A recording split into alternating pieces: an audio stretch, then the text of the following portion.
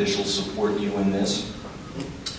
And meanwhile, you've got this capital budget that keeps going up and up and up, billions and billions. I mean, it's frightening, right? I mean, how do you kind of resolve those two things? You got capital need that's going through the roof. I mean, just 2 years ago, NYCHA was saying it had $32 billion of capital. Right. Now it's at $42 billion, 2 years later.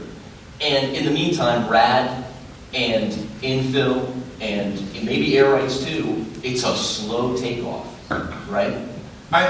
Is there a problem in that? No, I don't think, I wouldn't characterize, first of all, if real estate deals are incredibly complicated, and especially in New York City, because people have neighborhoods, where they define their neighborhood as the public housing property or the surrounding area, and you have to respect that. We can't do anything else. But I would say that what RAD is and what NYCHA is doing is beginning to, it's like when you go to the workout for the first time, you say, do I really have to do this? And yes, you do. And each time you go, you get a little bit stronger and you get a little bit better. And I would say that's where we are with RAD. We're building capacity. You got to be like Mr. Olympia here. Yes. Right? Like you can't be eventually, steroids accepted. We won't have those, but we will have to ramp up, and we are talking to ramping up to a goal of 10,000 units a year. And we'll be, if we get a number of these other properties into queue, if we can get them closed, we'll be right around 15 by the end of this year if all goes well. But the thing is that a lot of these deals are on track. Proposals are being received from developers and the development teams that are interested in investing. And we're just at the beginning. And that line of investment is going to increase. Now, is it going to increase as fast as we want? Maybe not. But we have to take care because some of the things we're proposing here are brand new to the people who live in the building and the neighborhood. And negotiating and talking about that and having that conversation does take time. If you can't get to that 10,000 a year number on RAD conversions, does the whole plan collapse? Is it basically just a wash? No. Because here's the thing. In thinking about capital, you can never think that if you reach an obstacle, you move to the left or to the right, or you figure out there's other choices. I think RAD is a continuing choice. It's the program that the Obama administration made available to us, and we're going to use it.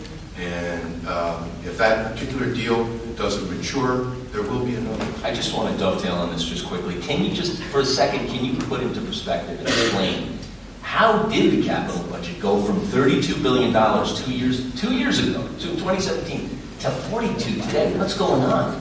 Well, first off, the physical needs assessment requirements that we had when we did the $32 billion were pretty specific. It has a certain set of things that they require to see in there when you're estimating what the property needs.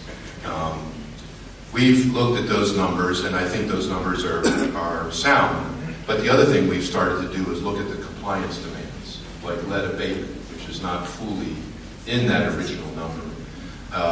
Doing all the elevators, doing all the heating plans, and doing some of the other compliance demands kind of nudges that up. And the abatement number is especially significant because depending on who you talk to, as we're looking to model that actually, that's probably $2 billion worth of work that wasn't fully counted in the P&A we did in 2017. So there are reasons why it is nudged forward. You talked about resident engagement at Fulton Houses in Manhattan around infill or some build and preserve solution and what that might look like. But of course you have a much kind of broader resident relations challenge, right? Because people in so many developments and units are living in very difficult conditions with problems with heat, mold, lead paint, and so much. So many residents are angry. How do you, and distrustful as well, right? And how do you begin to turn that around in this incredibly resource-constrained environment that you're in, where, you know, you're still dealing basically with the same deck of cards, right? With some additional funds, but really limited personnel and someone to deal with all these issues. So how do you begin and turn that tide and build trust? So a couple of thoughts. The first is I spend a lot of time engaging the residents myself, and that's true for the rest of the staff at NYCHA. Some of those engagements are difficult because the residents have felt disappointed and discouraged, and many are angry at the condition. Or suing you in the case of In some homestead. cases, yeah, they can do that too. I think what we have to show is, look, we understand this isn't the way it should be. We do understand that. It has to be better. And I think slowly, I've met more times with some of the resident leaders, I think, than other previous folks in this position. I had a session this Saturday on negotiating a new MOU with the resident leadership, the citywide leaders, and I had, and you know, it's like back to basics, okay? What do you see at the site? What do you know, don't you think we're doing? And what do the HUD rules around resident engagement talk about? And that was actually a very 10 to 2. We went through a whole set of issues, everything from how they want to engage in capital to how many times should a property manager meet with the resident association at the site. So that's one way. The second way is, to your point about the funding. We have to release the funding we have to be effective at the property level. I had a site visit Friday night, and we were out there looking at 2 issues. One was that the pathways had become eroded and were hard to traverse, and the other was the security lighting. Neither of those is the billions of dollars that we're talking about when we re-infuse the property. But to that resident leader, they were the 2 most important things on her mind at that moment. So the question for NYCHA is, well, how could you get that done? You can see the defect. It's apparent to her, and it was apparent to me. And that is part of what we have to do, is get some of those resources out in a way that they're not there now. And if you're sitting there as a resident leader, you would see a response, like you were heard. I think that's important. And the last thing I'll say is, under the reorganization, going to a property-based focus, we're also going to do property-based budgets.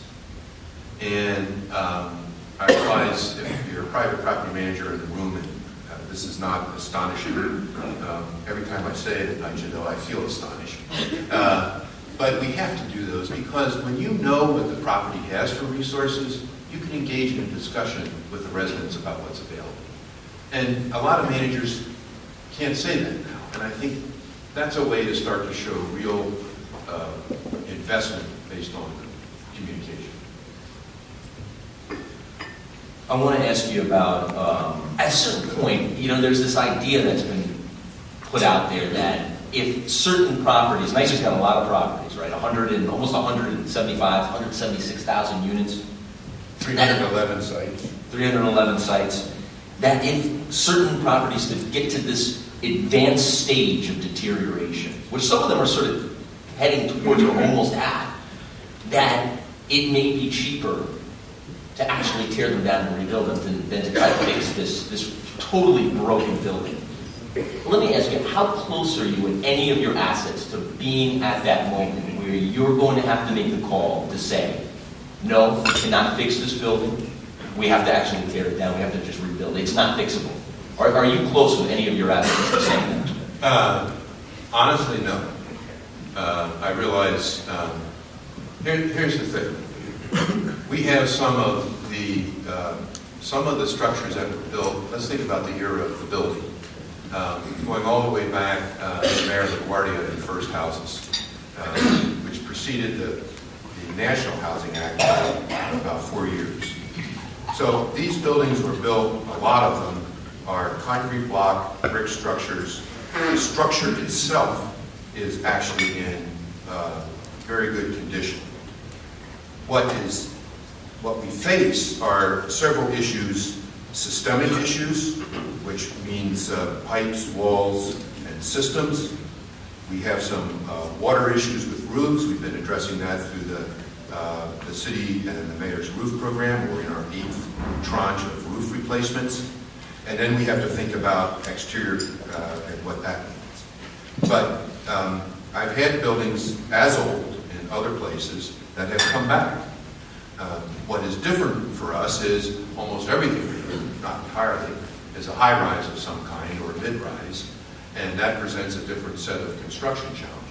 So, for example, I believe if we had the right construction technology, we could abandon our centralized boiler systems, eliminate the central boiler room, eliminate the distribution system, and attach a building-based system next to the property. If you're going to go that far, you might as well go on and think about, could we abandon pipes in the walls and rethread the pipes using PEX or something else? Would that even work? That's an engineering question. But I go abandon the pipes in the walls. That's part of the thing. Yeah. So that. How can you do that? Well, I have to ask. Where do the pipes go? They might stay right there, but you've got two right next door because you have enough room in the chase. And these are technical issues, but they can be resolved. And I think these buildings, you can invest in these buildings. So I would not represent that we're close to saying that any of the properties can't be. You're not even concerned about that point. I'm not even there in thinking about it. I worry about it because I worry about the systems are fragile. And that is my worry, that we have a systems issue. But I think we can use a new approach and new technology at some of the sites. For example, especially the resiliency, the sandy sites, those boilers are up on the roof or they're elevated. When you start doing that, for example, some of the outages that we have are because there are a boiler room that is below ground. And is it possible there's simple, I mean, like when Cuomo figured out his tunnel plan for the number 7 train, the L train, yeah. Are there like simpler, more, utilitarian fixes for NYCHA that may bring its capital needs down? It could be, and we're actually working with the monitor on we want to do a design charrette and go through one of our buildings and let's run out. Design charrette? That means we're going to take a building, take a look at it and say, okay, if we are doing all the elements of compliance and have the engineers in the room with us, what would that look like? In other words, does anybody believe we could actually, how much of a system could we abandon in place? Is that feasible? Is it feasible with this type of property but not over here? So these are, I call them construction technology research questions. How much could it save? I don't know the answer to that, but I think one of the things we want to do is figure out if we can try these technologies and try these building approaches, I think we can keep the buildings that we have. So that's like a new frontier. So Governor Cuomo has signed design build into law, and I believe it applies to NYCHA too, right? Yes. So when this is We're basically, very happy about it. yes, a streamlining of bidding and project management, right? That so how is this a game changer for you, and how is it going to affect everything that we've been talking Well, about? it is a game changer in the sense that it just really condenses the time you need to get to construction. It really does help because of the process is geared towards doing things together with your team and your partners and doing them faster. So we really welcomed it. We're going to use it. We're glad to have the authority. The state money that for elevators and boilers, the boilers that are going out in the first phase, we use design build for that and for the rest of that, and maybe for other things as well. So we're very glad to have it. It's a powerful tool for a public agency like us. The KPMG report, boy, that was a tome, right? That was a long report. Yes. And it was just problem after problem after problem they found in NYCHA, problems in management, totally siloed apparatus, right? Just, different divisions that don't talk to each other, that don't plan together. Do you read that report? Who have you fired in NYCHA based on the results of that report? Please tell us. I haven't fired anybody, actually, and there's a... Can you fire anybody? Is that legal in NYCHA? I would say if you are a part of our representative workforce, there is a process, and you have to respect the process. Have you tried to say, hey, these people got to go, they're terrible? No. Here's the way I like to think about this, at least for now, and that is, let's think about what we've created, and in a way, one thing that we have to change, this is a cultural issue. There are so many employees in NYCHA that actually are trying to do a good job, want to do a good job, are doing a good job, but the organization doesn't release their potential. I've had examples just in my own onboarding where I'm saying, why do I have to sign this form? And what is it really doing? And if you can release that question inside the organization, it's like it's opening of a door. So my feeling is, look, we have 11,000 people, give or take. Do we have them in the right places? Maybe not. Do we have resources in the right places? Surely we don't. We need more resources at the property level. But these structures that we've created, we made them. We can unmake them. We don't have to live by What's the first thing you're going to do? I think one of the things is I talked about property-based budgets, but that means we would be training several thousand people in a new way of doing business. And we'll train the residents at the same time we're training the property managers. So my first thought is, let's invest in the resource that's there, and let's see if we can use the resource of our own team, our own employees, and see if we can get the kind of structural changes that NYCHA needs. Because really, to your point about departments over here and over there, if you focus on the property and you focus on the field and delivering service, it will bust through some of those barriers. One other thing that came up in the KPMG report is, they looked at the sort of one big personnel innovation that the de Blasio administration in former NYCHA leadership kind of eventually put in place, which was alternative work scheduling for maintenance crews and the development, picking up garbage and so on. And KPMG concluded that it didn't work because everyone ended up just sort of signing up for the same shifts. So some shifts were double or triple staffed and other shifts weren't covered at all. And that was just one personnel change they attempted to make. So how do you avoid replicating that dynamic in all of these changes you're looking to make now? So the first thing is to recognize that at some properties it is working and others is not working as well as with one. And what are the properties who have a success in doing, and how would we bring that to the sites that are not quite as successful? But here's the thing, I think that one of the things that we have to do, and I think in other agencies where you have these difficult organizational challenges, if you try an initiative, I've seen organizations run that horse till it collapses. That's not the right way. You have to change. So if that particular management improvement is not working, or some other structure, you can't be afraid to say, someone has to say that. And part of the NYCHA culture is, because of the organization, you have to let people know that they can actually say what's working and what's not. Then you can act and make a change to improve it.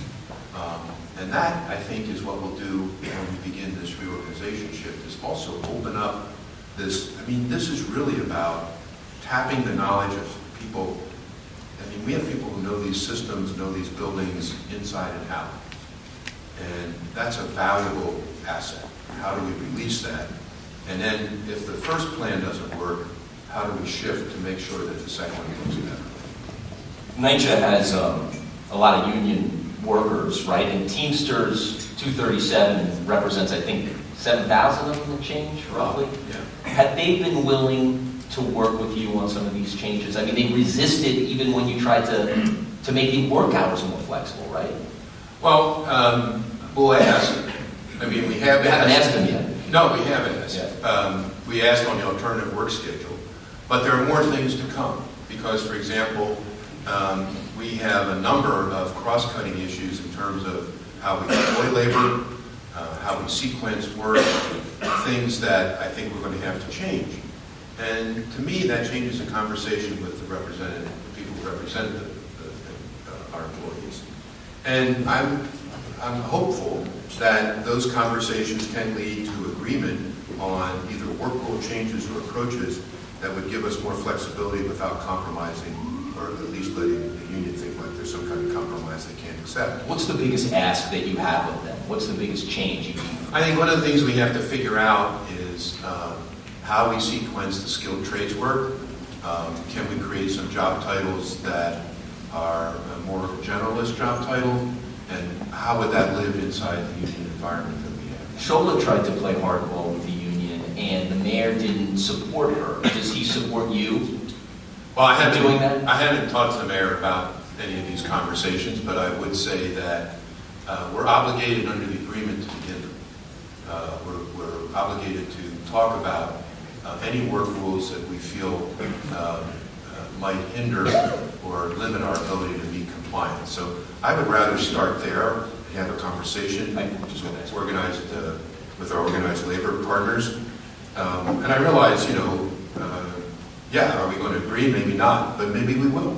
Do the Teamsters, do they support RAD? In essence, it kind of puts them out of business, right? Because you're converting over to private management. It's not like, any union workers who were at that property, they're pretty much either not in the union or they're gone. Well, and so far with RAD, we've been able to move folks who didn't want to stay at the property or make a change, so we've moved them.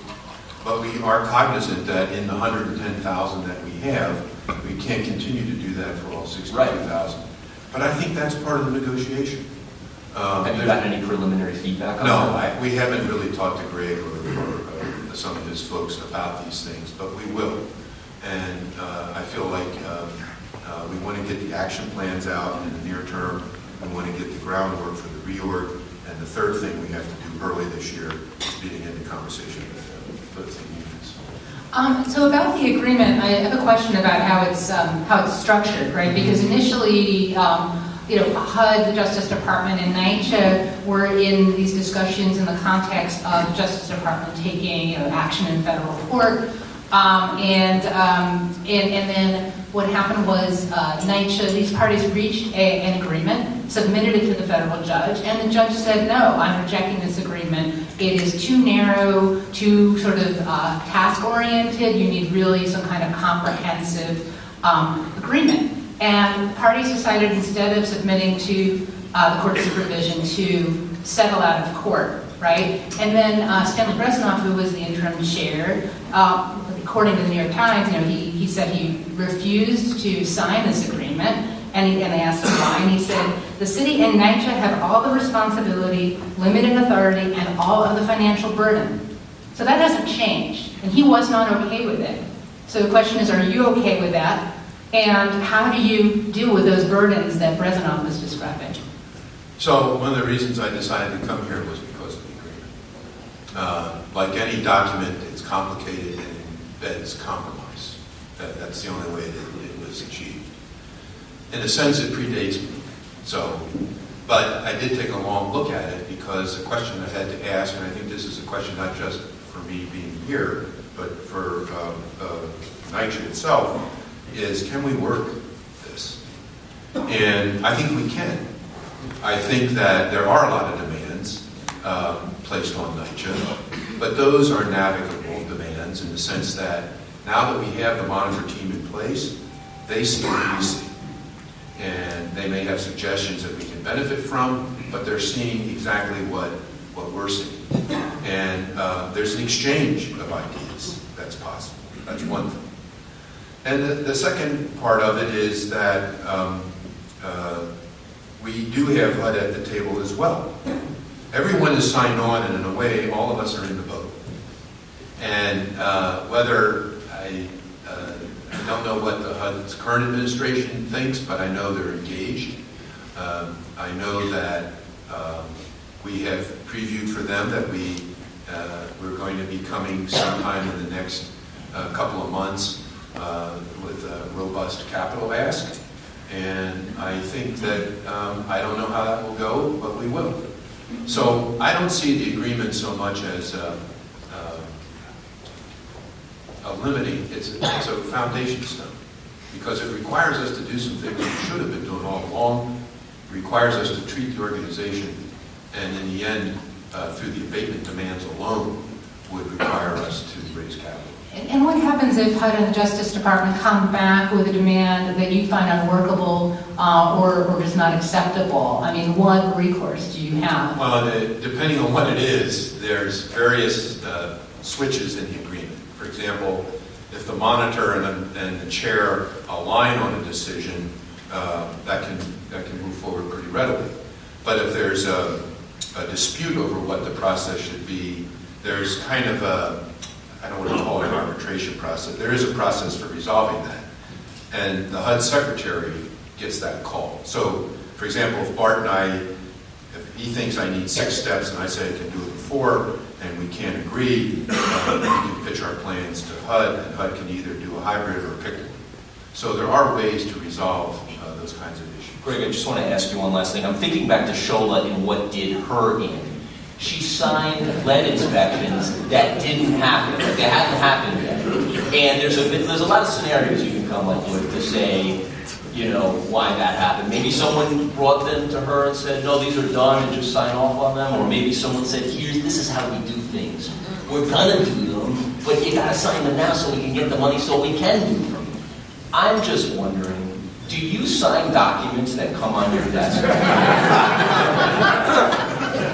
When you don't even know what it is, someone puts a say, Greg, you gotta sign this. Do you sign it? No one has checked, but I've been signing Mr. Smith. Well, there are some differences. In the agreement, we had to set up 3 new departments. One I'll focus on is compliance, another is quality assurance, and then we have emergency health and safety. The way those 3 departments are intended to work, the compliance department, along with some of our other data folks, are validating things. So the compliance department will say, okay, you said you closed this work order based on this inspection. Let's go see if it's closed. Where is the work done? That's a feedback loop that no other leadership has had quite this way. And that's institutionalized. Part of Shola didn't have that. You're saying she did not. Not in the fullness that we have it now with the actual compliance department. And the compliance department spans not only the pillar requirements of the agreement, but also they would be validating or testing other parts of our compliance demands as well. And the other 2 departments function in support of that. Has there ever been a document you said, I won't sign? I'm not going to sign. Not yet, no. But in most cases, for example, what is happening, the compliance department is saying, okay, we went out and looked at these 10 work orders, and we found 5 that were done and 5 that were not. We looked at the reason why the 5 were unfinished, and we are recommending this particular action. It could be a counseling memo or something else, but there is beginning this feedback loop that goes back to the actual people who have to do the job, and saying, hey, we actually have to do this work, and it has to be done because now we're checking. So that's part of the balance that the agreement is about. Thank you, Greg Russ. Thank you so much.